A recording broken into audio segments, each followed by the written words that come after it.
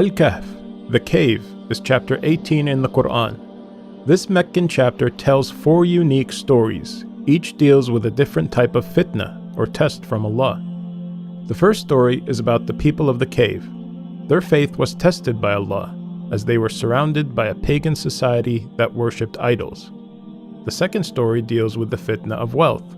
It's about a man who Allah blessed with wealth, but was arrogant and ungrateful to Allah. The third story deals with the fitna of knowledge. Allah sent Prophet Moses, peace be upon him, on a journey to show him that he wasn't as knowledgeable as he thought he was. The fourth and final story deals with the fitna of power. It's a story about Dhu'l-Qarnayn, a just ruler who was not corrupted by the power Allah blessed him with. Now let's take a look at each of these stories in more detail. So who are the people of the cave? They were a group of young believers who believed in Allah and worshipped Him alone. They held firmly to their faith at a time when everyone around them was worshipping idols and far away from the straight path. They began preaching to the people, urging them to return to Allah's path and to worship Him alone. But they were mocked and ridiculed for doing so. However, their faith in Allah never wavered, even as they became more isolated in their own community. Allah would then inspire them to seek refuge in a cave away from their corrupt village. So they took their dog and left their homes and comfortable lives behind and went to live in this cave. وَإِذِ اعْتَزَلْتُمُوهُمْ وَمَا يَعْبُدُونَ إِلَّا اللَّهَ فَأْوُوا إِلَى الْكَهْفِ يَنْشُرْ لَكُمْ رَبُّكُمْ مِنْ رَحْمَتِهِ وَيُهَيِّئْ لَكُمْ مِنْ أَمْرِكُمْ مِرْفَقًا. Since you have distanced yourselves from them and what they worship besides God, take refuge in the cave. Your Lord will extend His mercy to you and accommodate you in your ordeal. It is in this cave that Allah would bless them with great miracles, one of them being that they would sleep for 309 years. During that long period of time, Allah would protect them from the heat of the sun, turning their bodies away from the sunlight. He would also circulate air inside the cave so they can breathe. When they finally woke up, they asked each other, "How long have we been sleeping for?" "Maybe a day or part of a day," one replied. Hungry for food, one of them took some of their money and returned to the village to get something to eat. When he arrived there, he was stunned to find an entirely different village. The people of their village were now believers and were worshipping Allah alone.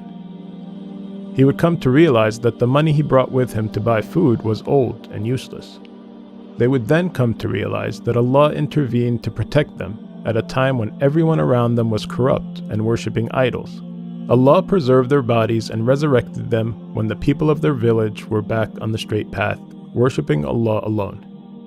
We learn from their story that in the face of overwhelming corruption and misguidance all around you, if you stay firm on the straight path and hold on to your faith, Allah will always take care of you. The chapter then moves on to the next story that deals with the fitna of wealth.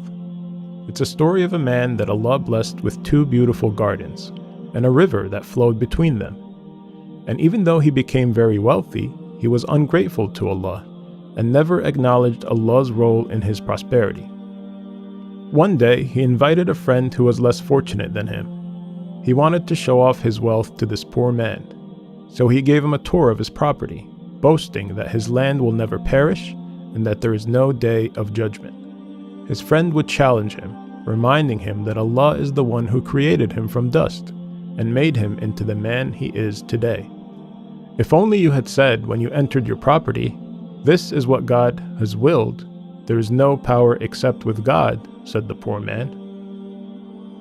But the wealthy man's arrogance would soon doom him, as Allah would go on to destroy his gardens and crops, leaving him with nothing.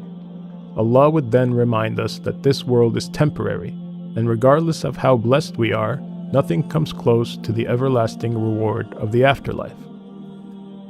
المال والبنون زينة الحياة الدنيا والباقيات الصالحات خير عند ربك ثوابا وخير أملا. Wealth and children are the adornment of this worldly life, but the everlasting good deeds are far better with your Lord in reward and in hope.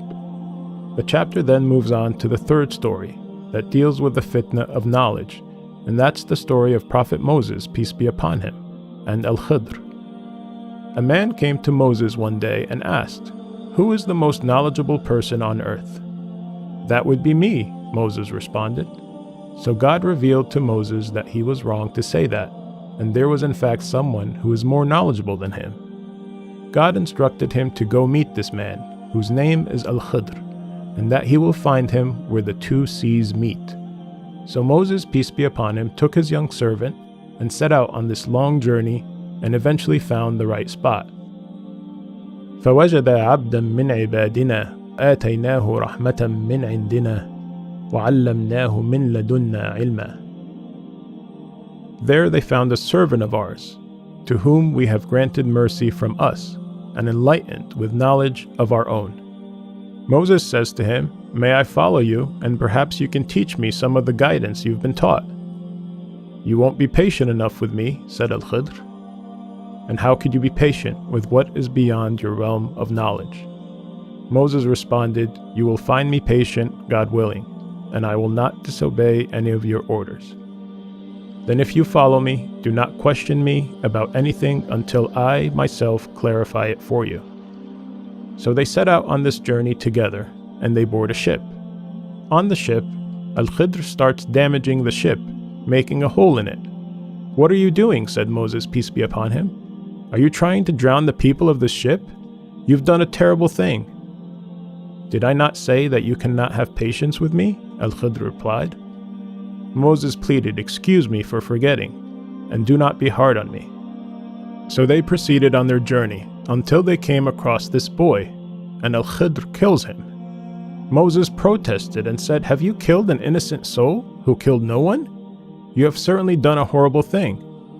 Al-Khidr answered, "Did I not tell you that you cannot have patience with me?"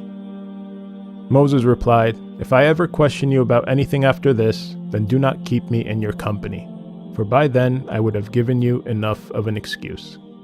So they moved on until they came to a town, and they asked its people for food, but they refused.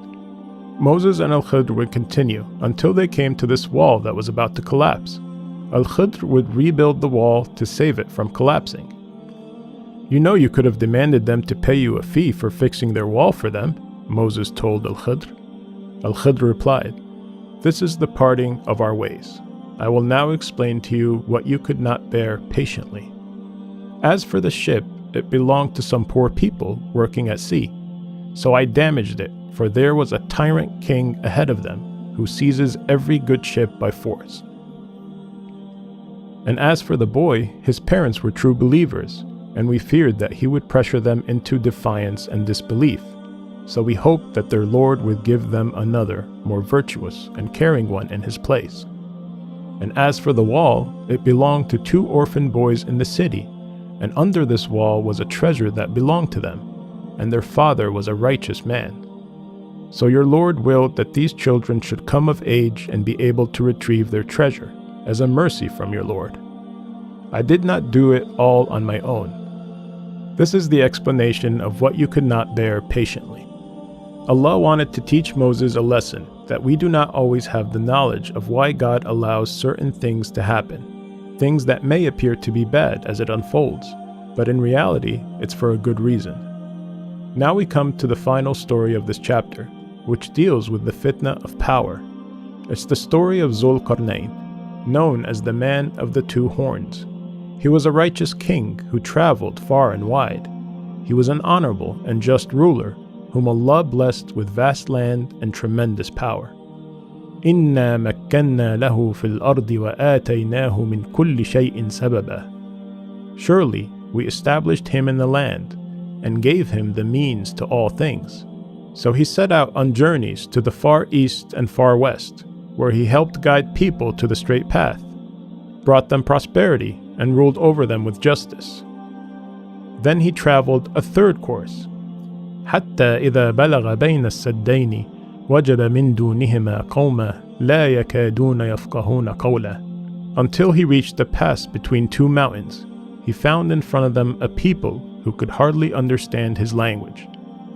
They pleaded with him to save them from Gog and Magog. Gog and Magog were 2 neighboring peoples who violently raided their village and spread corruption throughout the land. "Should we pay you tribute provided that you build a wall between us and them?" said the people to Dhu'l-Qarnayn. He responded, "What my Lord has provided for me is far better, but assist me with resources, and I will build a barrier between you and them." "Bring me blocks of iron," he asked the people.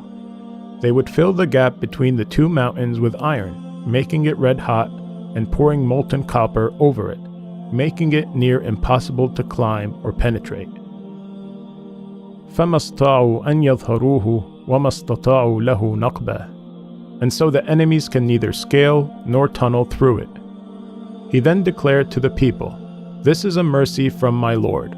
But when the promise of my Lord comes to pass, he will level it to the ground, and my Lord's promise is ever true." Meaning this wall won't last forever, and there will come a day when Allah will allow it to be leveled, and Gog and Magog will come through. وَتَرَكْنَا بَعْدَهُمْ يَوْمَئِذٍ يَمُوجُ فِي بَعْضٍ وَنُفِخَ فِي الصُّورِ فَجَمَعْنَاهُمْ جَمْعًا. On that day we will let them surge like waves over one another. Later the trumpet will be blown, and we will gather all people together. Yog and Magog's eventual coming out from behind this wall that Dhu'l-Qarnayn built is known to be one of the major signs of the final hour, right before the Day of Judgment. The story of Dhu'l-Qarnayn is a reminder that God will grant certain people power. What they do with this power is a test by Allah. Some will be corrupted by power, while others will use it for good. These 4 stories represent different ways Allah will test us in this world. It is encouraged that Muslims read this chapter every Friday to remind themselves of these trials and to protect themselves.